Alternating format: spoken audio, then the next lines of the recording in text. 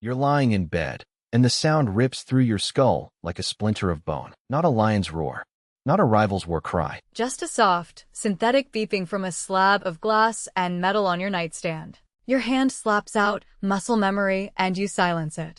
For a moment, you stare at the ceiling, and you feel something deep in your chest, a faint, ancient resentment. Another day of work.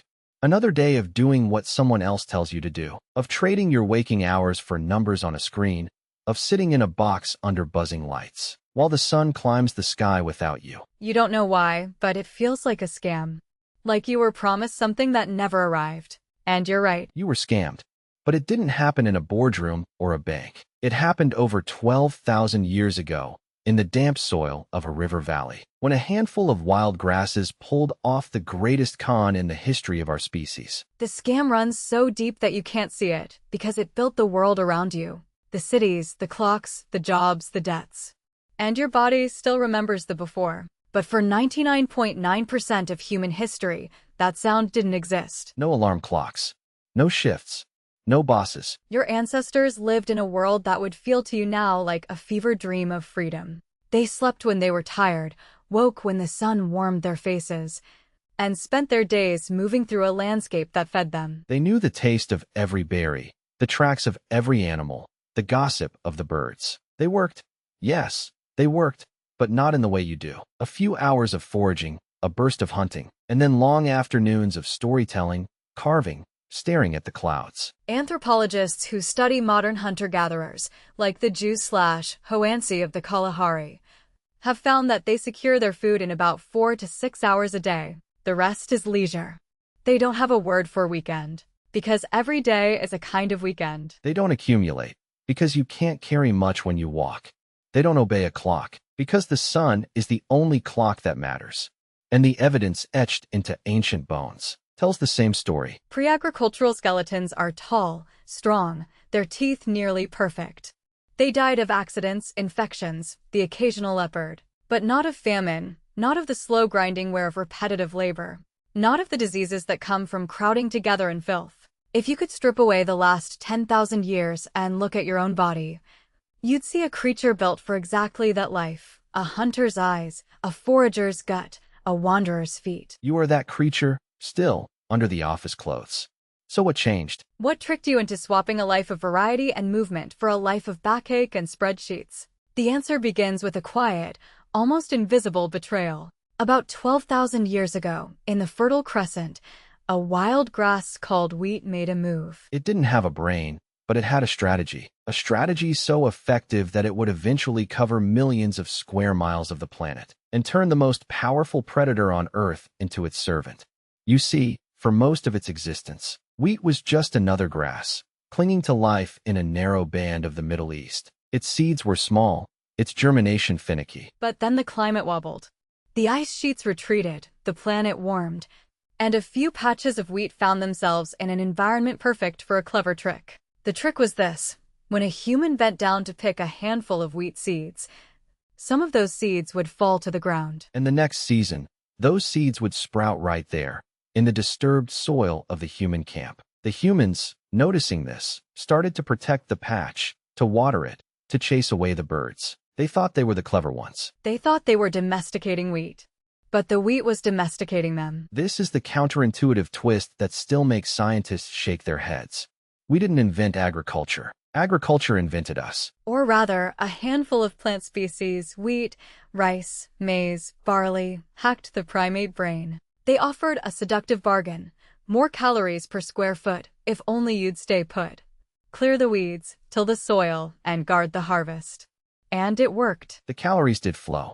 For a while. But the hidden cost was a trap that would snap shut over thousands of years. And you were still caught in it. To understand the trap, you have to step into the mud of a Neolithic village. Picture a cluster of huts, the smell of smoke and grain dust, the horizon shrunk to a fence. Your ancestors planted the seeds, and the first harvest was good. They stored the surplus in pits. They had more food than ever before. They couldn't leave, because they were tied to the fields. They couldn't stop, because if they stopped, the wheat would die, and they would starve. The wheat had them. It demanded their labor, their sweat, their bent backs. And it gave them in return a diet of gruel, a body full of aches. and a lifespan shorter than their hunter-gatherer grandparents. The numbers are brutal. Archaeologists have measured the bones of early farmers and compared them to the bones of their foraging forebears. The farmers were shorter, by a full 4 inches in some regions. Their teeth were riddled with cavities, because a diet heavy in carbohydrate turns the mouth into a bacterial feast. Their spines showed the signs of grinding, repetitive work, osteoarthritis, herniated discs, collapsed vertebrae. Their pelvis bones bore the marks of anemia, of malnutrition, of a diet that was 3/4 porridge and almost nothing else. A hunter-gatherer in the Paleolithic ate over 100 different species of plants and animals in a year. A farmer ate maybe 5 or 6. The wheat was winning, and the humans were paying with their bodies. But wait, if farming was so bad, why did anyone keep doing it? Why didn't they just walk away? The answer is the most insidious part of the scam. Once you commit to agriculture, you can't easily go back. The population grows, and the wild game retreats from the cleared land. The knowledge of the old ways fades. You forget which roots are poisonous, which trails lead to water, how to read the weather. You become dependent on the grain. And the grain is fragile. A drought, a flood, a swarm of locusts, and the granary is empty. Hunter-gatherers have a buffer. If one food source fails, they move to another. Farmers have no buffer. They have only the field, and the field can betray them. So they work harder. They build walls, storehouses, armies. They invent gods who demand sacrifice, because the rain is a prayer and the harvest is a miracle. They invent taxes, because the surplus needs to be guarded and counted. They invent clocks, because the seasons must be tracked, the planting must be precise. And slowly, over generations, the scam becomes the whole world. And what scientists found next makes it even stranger. The first evidence that this was a trap, not a conscious choice, came from a place called Göbekli Tepe in modern-day Turkey. Buried under a hill, archaeologists discovered massive stone pillars, carved with lions and scorpions and vultures, arranged in circles. The site is over 11,000 years old, older than pottery, older than the wheel, older than any known farming village. It was built by hunter-gatherers, people who had no permanent homes, no domesticated animals, no fields. They came together from hundreds of miles away to quarry stone, drag it up a mountain, and erect a temple. Why? The best theory is that the ritual feasting required grain. To feed the pilgrims and the priests, they needed a reliable source of carbohydrates. And so, around the temple, the first fields of wheat were sown. Religion, it seems, pulled the trigger. The desire for sacred bread, for beer, for a feast that could feed the gods, that was the bait. The wheat didn't just offer calories. It offered a way to connect with the supernatural. And once you believe that, you're truly trapped. The evidence piles up like the layers of a tell. In the Jordan Valley, the Natufian culture, one of the earliest to settle down, shows a grim arc. At first, they lived in round stone houses, harvested wild grains, and seemed to thrive. Но уже через несколько столетий их скелеты рассказывают историю стресса. Изъеденные кариесом зубы, задержка роста, характерные линии остановившегося развития в детстве. Они работали тяжелее, питались хуже и умирали моложе. А потом, примерно 10-500 лет назад, климат снова изменился. Наступил холодный период, названный поздним дриасом. The wild wheat retreated. The Natufians, now tied to their villages, couldn't follow. They had to plant. They had to intensify. The trap sprang shut.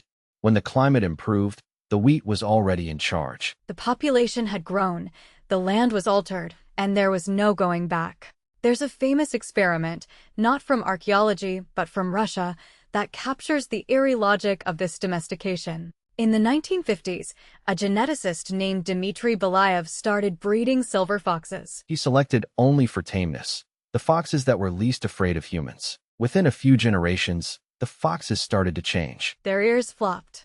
Their tails curled. They barked. They developed piebald coats. They looked like dogs, but they also became dependent. They couldn't survive in the wild anymore. The same process, over thousands of years, worked on wheat. The wild wheat, with its brittle stalk and tiny grain, was selected unconsciously for traits that made it easier to harvest and eat. The seeds grew larger, the stalk tougher, the germination more reliable, but it lost its ability to spread without human help. The wheat became a domesticated species, utterly dependent on the very creature it had enslaved. And the human, in turn, became a domesticated species, utterly dependent on the wheat. Two prisoners, locked in a cell together, each convinced the other is the key. By now, the scam was global. In the Americas, maize pulled the same trick. In China, it was rice. In Africa, sorghum and millet. Everywhere, the pattern repeated. A wild grass, a human population.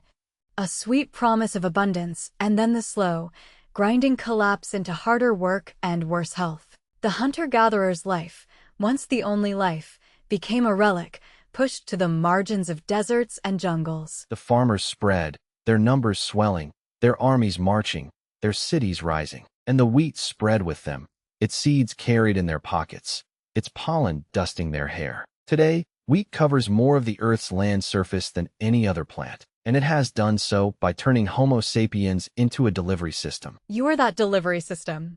Your ancestors were the ones who fell for it. But the scam didn't just change your body, it changed your mind. A hunter-gatherer's brain is wired for a world of immediate feedback, of sharp senses, of deep social bonds. A farmer's brain had to learn new things: patience, planning, the ability to defer gratification for months. The farmer had to look at a bare field and see a future harvest. That required a new kind of cognition, a new kind of anxiety. The future became a weight, a thing to be managed, insured, worried over. The farmer had to obey the rhythm of the crop, not the rhythm of the body. And so the mind itself was domesticated. Your restlessness, your Sunday night dread, your sense that you're never quite done, that's not a personal failing. It's the echo of a 10,000-year-old anxiety planted in your neural circuitry by the first grain farmers. And here's the detail that makes the whole thing almost unbearably personal. When you look at your own life, the alarm clock, the commute, the hours of staring at a glowing rectangle, you're not just experiencing a modern inconvenience. You're living out the final act of the wheat's con. The Industrial Revolution, the Information Age, the gig economy. They're all just intensifications of the same basic trap. The promise was more leisure, more abundance, more freedom. And what did you get? More work. The average hunter-gatherer worked 4 to 6 hours a day to meet all their needs. The average modern worker in the developed world spends 8 to 10 hours at their job, plus commuting, plus answering emails at night, plus the mental labor of planning and worrying. And what do you buy with that labor? More stuff. More grain, in effect. The wheat still wins, but the deepest scar, the one that aches in the quiet moments, is the loss of something you can't even name. Hunter-gatherer bands are small, intimate, fiercely egalitarian. No one gives orders. No one hoards. The idea of a boss is absurd. The idea of working for someone else's profit is unthinkable. Yet you spend your days in hierarchies, asking permission, trading your irreplaceable hours for a salary that someone else decided. You feel it, don't you? That faint, background hum of resentment. That sense that this isn't how it's supposed to be. That's your hunter-gatherer soul, the part of you that remembers the before, scratching at the walls of the agricultural cage. What's breathtaking is that the evidence for this scam is written not just in bones and stones, but in your own living flesh. Look at your back. The curve of your lumbar spine, the one that aches after a long day of sitting, is a relatively recent adaptation to bipedalism. But it's not built for the forward-bending, repetitive strain of hoeing, plowing, or typing. Look at your teeth. The crowding, the wisdom teeth that have no room to erupt, the cavities that form even with modern dentistry. These are the signatures of a jaw that evolved to chew tough, fibrous foods, and now get soft, processed grains. Look at your metabolism. Your body is a thrifty machine, designed to store fat in times of plenty, because famine was always around the corner. But the wheat provided a constant, starchy flood. And now your body hoards energy in a world of endless calories, giving you diabetes, heart disease, obesity. The scam is still playing out inside your cells. So where does that leave you tonight? When the sun goes down and you switch off the screen. You're not going to abandon your city, your job, your grocery store. The trap is too complete. The world is 7 billion people, and only a tiny fraction could survive as foragers. But understanding the scam is a kind of freedom. It lets you look at your restlessness, your anxiety, your feeling of being a cog in a machine, and say, this is not my weakness. This is a memory. Your body is a museum of ancient choices, And the exhibit that hurts the most is the one where your ancestors shook hands with a blade of grass and got the worst deal in history. Tonight, when you lie in bed and set your alarm, you're not just setting a wake-up call. You're reenacting a ritual that began 12,000 years ago, when the first farmer looked at the horizon and saw not a world of possibility, but a field that needed weeding. The wheat is still growing. It's in your bread, your pasta, your whiskey. It's in the numbers that flash on your bank statement, and it's in the quiet, desperate hope that maybe, if you work just a little harder, you'll finally be free. But you won't. The wheat doesn't want you free. It wants you working. And the most brilliant part of the scam is that you'll never stop because you think it was your idea all along.